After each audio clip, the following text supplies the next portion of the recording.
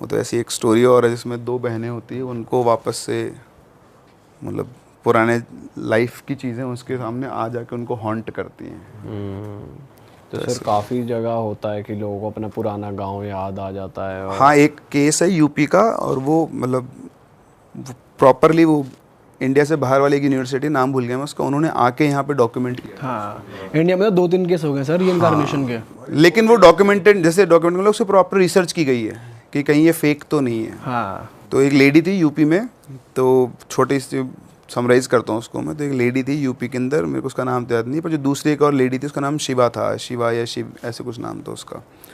तो ये जो लेडी है एक दिन ये घर पे आई पजेस्ड फॉर्म में, कुछ भर गया इसके अंदर और बहुत अजीब सी आवाज़ें निकाल रही है, रो रही है।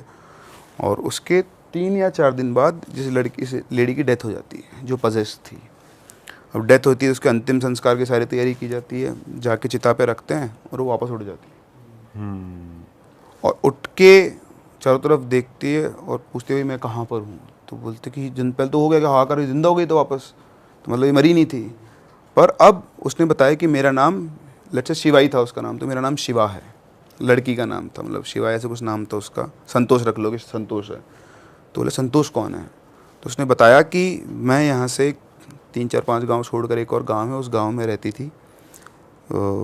मेरा हस्बैंड मुझसे बहुत मारपीट करता था, मेरे ससुराल वाले मुझसे बहुत मारपीट करते थे और उन्होंने मुझे मार दिया, और मार के मेरे घर वालों को बताए बिना मेरा अंतिम संस्कार वगैरह सब कुछ कर दिया।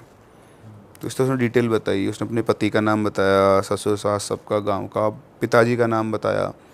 अब उस टाइम पे क्या, ये तो बात है शायद वही 80s से या उससे पहले की, तो ज़्यादा कम्युनिकेशन चैनल्स होते नहीं थे, गांव से लोग ट्रैवल करते थे। जब ये केस शायद किसी नेशनल अखबार में आया था और उधर से टाइम्स ने कवर किया था इस आर्टिकल को, तब जाके बाहर से पूरा वो लोग आए थे, उन्होंने पूरा प्रॉपर बैक्स वो ट्रैक किया कि कहीं ना कहीं दोनों लेडीज़ कभी मिली तो नहीं थी। कि भाई कहता है ना कई बार अपन किसी की आइडेंटिटी को खुद गेन कर लेते हैं, तो कभी ना इन फैमिलीज़ का कभी इंटरेक्शन हुआ, ना इस दोनों लेडीज़ का कभी इंटरेक्शन, दोनों एक दूसरे को कभी नहीं जानती थी।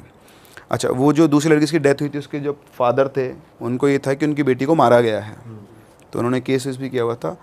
अच्छा, ये उनको भी नहीं पता था कि ऐसा कुछ हुआ है कि वो शिवा की, संतोष की आत्मा वहाँ पहुँच गई है।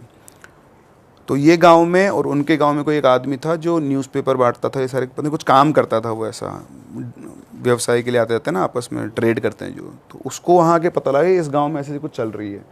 फिर उसने वहाँ जाके अपने गांव में बताई, अपने गांव में एक आदमी को, दूसरे ने, दूसरे को, तीसरे ने, तो उसके बाप के पास ये बात पहुँची कि ऐसे संतोष नाम की आपकी जो लड़की है उस नाम से वहाँ पे कोई आत्मा है जिसने एक को पकड़ रखा है। और वो तो इन्होंने पता किया, ढूंढ ढांड के वहाँ पहुँचे, तो जैसे ही पहुँच के उस लड़की के सामने खड़े हुए वैसे फूट फूट के रो के इनसे गले लग के रोई जैसे असली अपने बाप से मिल रही हो।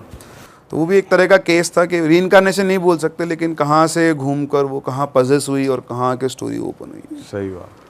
और रजिस्टर्ड केस है, मतलब हम लोग बोलते हैं ना होता है नहीं होता है, अब कोई कनेक्शन ही नहीं है आपस में, लेकिन स्टिल वो चीज़ वहाँ से निकल के आई।